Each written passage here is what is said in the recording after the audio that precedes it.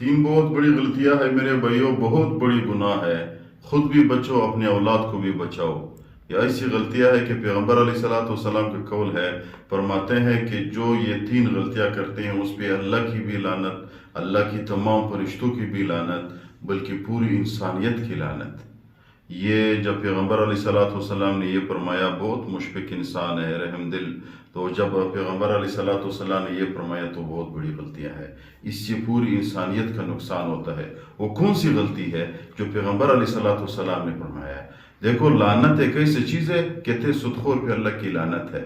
سود اللہ تعالیٰ کے ساتھ اعلان جنگ ہے۔ لعنت جو بندے پہ اللہ کی ہو، اللہ کی فرشتوں کی ہو، پوری انسانیت کی ہو، کامیاب نہیں ہوگا، نہ دنیا میں نہ آخرت میں۔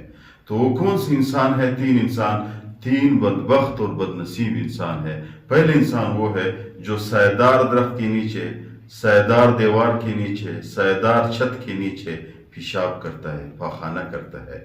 وہ اس شخص پہ اللہ کی لعنت، اللہ کی فرشتوں کی لعنت، انسانیت کی لعنت۔ کیوں؟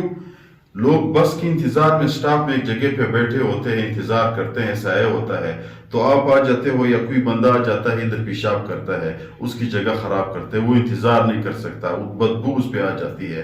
یا کوئی درخت کے نیچے لوگ آ جاتے ہیں، بیٹھ جاتے ہیں، کوئی مسافر آ جاتا ہے، دابا کھڑا کرتا ہے، وہ خود درخت کے نیچے، درخت کے سائے کے نیچے بیٹھ جاتا ہے، کوئی آرام کرتا ہے، بندہ آ گیا ادھر پیشاب کر دیا، تو اس شخص پہ اللہ کی لعنت، اللہ کی فرشتوں کی لعنت، پوری انسانیت کی لعنت۔ دوسرا کون سا شخص ہے بدبخت؟ دوسرا بدبخت وہ انسان ہے میرے بھائیوں جو پانی میں، پانی کی جگہ پہ جہاں بور ہوتا ہے، جہاں چشمہ نکلتا ہے، جہاں پانی آ رہا ہے، اس میں تمام لوگ آ جاتے ہیں، حیوان بھی آ جاتے ہیں، انسان بھی آ جاتے ہیں، مرد بھی آتے ہیں، عورت بھی آتے ہیں، قافلے بھی آتے ہیں، اس جگہ پہ اس نے پیشاب کر دیا ہے، تو پیغمبر علیہ السلام فرماتے ہیں اس شخص پہ بھی لعنت۔ کیوں؟